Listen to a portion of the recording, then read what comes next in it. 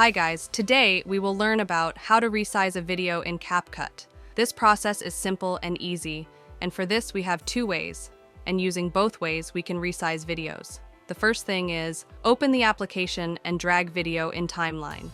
As you can see, I already dragged my video, so let's explore the first way. Click on your video, and here you can see the dot on each corner of your video. Tap on these dots. You can arrange the size of your video by yourself. Like you can make it small or bigger, and also can arrange the position of it. This one was the first way. The second way is more better and reliable. The second way is you can see the option resize. Just tap on it, and here you will see more dots. If you want to cut the video from left side, then tap on it and drag it.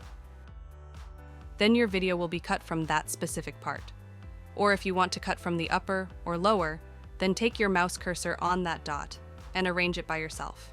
And also you can arrange the size, just like we did in the first method. And once you think you want to cut this part of the video, tap on this option. And as you can see now, the video has been resized. Now arranged it by yourself, and it was the way by which you can resize video in CapCut.